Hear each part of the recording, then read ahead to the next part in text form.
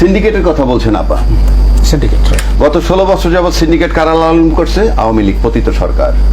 মুন্সি সাহেব, উনি টিপু মুন্সি, উনি বলতেন যে সিন্ডিকেট আমরা কিছু করতে পারতেছি না, পরিষ্কার বলছেন। আচ্ছা, প্রশ্ন হচ্ছে সেই আওয়ামী লীগ যখন পতিত হইল, আমি নিশ্চিত করে বলতে পারি সেই সমস্ত জায়গাগুলো খালি হয়ে গেছে। চাঁদাবাজি বলেন, সিন্ডিকেট বলেন, কিন্তু সেই শূন্যস্থান পূরণ করেছে কারা? This is my question. খালি নাই, পূরণ করেছে কারা? যারা শক্তিধর নিশ্চয় তার। আমার তো দরকার নাই তো, যারা পূরণ করেছে তাদের কাছে দেশ নিরাপদ কিনা। সিম্পল, আপনি একবার বুঝে জানেন কারা সিন্ডিকেট। দুই আসেন আইন শৃঙ্খলা বাহিনী, দুইটা কারণে সক্রিয় হবে আইন শৃঙ্খলা বাহিনী। Number one, if Yunus is removed, কালকে ইউনুস সাহেব ধাক্কা দা বাইর করে দেন, রাজ্জাকিরে বসান, সমস্ত প্রশাসন নামবে, আরামসে কাজ করবে। তাহলে কি আমি বেশি যোগ্য? নো, আমাকে ভর্তা বানাইতে পারবে প্রশাসন। এই জন্যে ইউনুস সাহেবের লোম টাচ করতে পারতেছে না কেউ। বাংলাদেশে ইউনুস সাহেবের লোম টাচ করার কোনো লোক নাই। আমি যদি প্রধান উপদেষ্টা আর ইউনুস সাহেবের স্বরাষ্ট্র উপদেষ্টা বানায় রাখি, তাও একই কাজ হবে। His presence in the state is enough. আরেকটা যদি বলেন যে ইউনুস সাহেব থাকবে না, নির্বাচন হবে, ইউনুস সাহেব থাকবে অন্য কোন প্রক্রিয়ায়, রাষ্ট্রপ্রধানের সরাই দেন, তাতে আইন শৃঙ্খলা বাহিনী কাজ করবে। কারণ আইন শৃঙ্খলা বাহিনী দেখতেছে অর্ধেক আমাদের আছে। কারণ গেজেট অফিসারের চাকরি যায় রাষ্ট্রপতির কলমের খোঁচায়, চাকরি অ্যাপয়েন্টমেন্ট হয় তার কলমের খোঁচায়। হি ইজ অ্যালাইভ, সে আছে। সুতরাং ভয় তাদের কম। আপনি চাকরিচ্যুত করতে পারতেছেন না, স্বাক্ষরটা কিন্তু রাষ্ট্রপতি করবে। এবং আমরা অতীত দেখছি যখন মাঠে মার্শাল মানে আর্মি নামে, তারপরে কাজ হয় না। This is first time. MSTC পাওয়ার দেওয়ার পরও যখন আর্মি কাজ করতে পারে না, নাথিং, এটা আই ওয়াশ, সিগন্যাল আছে করবা না, তা নাহলে হয় না কেন? মাই কোশ্চেন ফিনিশ। এইবার আসেন আপনার 3টা চ্যাপ্টার।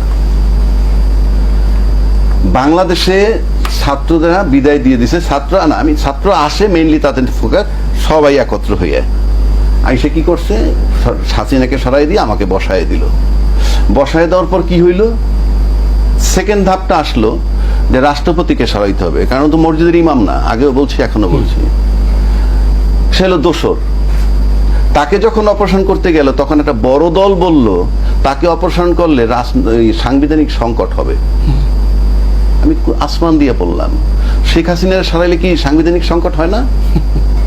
আপনি এখানে সাংবিধানিক সংকট হয়ে গেল। আমি তো এই রাজনীতিবিদ, আই ক্যানট ফেইথ। বিপ্লব পরবর্তী আবার আসলে প্রশ্ন আসে কেন? হ্যাঁ, তাদের ঘাড় ধরে বের করে দিতে হবে। আচ্ছা, এরপর যখন এই ছাত্র একটা শক্তি হইল, এখন বিশাল শক্তি, কিন্তু ছাত্ররা কেন ছাত্ররা শক্তি সেটাও বলে দিচ্ছি। যেহেতু প্রশাসন মাঠে নাই, বাংলাদেশ সব রাজনৈতিক দল যেই ক্ষমতায় থাকুক, মাঠে তার রাজনৈতিক কর্মী কিন্তু থাকে। তার মানে রাজনৈতিক যে দলটা ক্ষমতায় যায়, তার মাঠের শক্তি তার কর্মী বাহিনী। ইউনুস সাহেবের সেটা নাই। তা আপাতত ইউনুস সাহেব না বললেও এই ছাত্ররা তার পক্ষে কাজ করবে।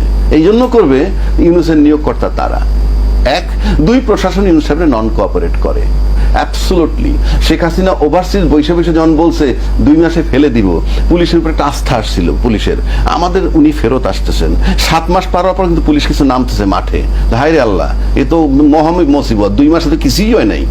তারপরে 25 তারিখে যে সেনাপ্রধান ভাষণ দিল, আমি মনে করি নতুন দল গঠন করার ব্যাপারে সেনাবাহিনী এটা অনুপ্রেরণা হিসেবে ছাত্রদের নেওয়া উচিত। লং রানে বলবে আপনার কথায় আমরা এই দল গঠন করছি। কেন?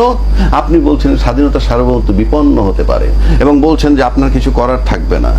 তো আপনি যখন কিছু করার থাকবে না, তখন আমার সমাজ গড়ে তুলতে হবে। সুতরাং এই ছাত্ররা সেই জন্য গড়ে উঠছে। এই কথা যদি বলে কিছু করার থাকবে না, আমি তো বলি এইটাই তাদের বলা উচিত। 2 নম্বরে শেষ পর্যায়ে চলে আসছি আমরা।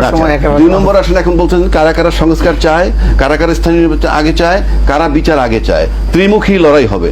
এই ত্রিমুখী লড়াই কারণে আপনি ইউনুস সাহেব দেখবেন আজকে বিএনপির কথা বলছে, নির্বাচন হয়তো সংসদটাই আগে দিবে।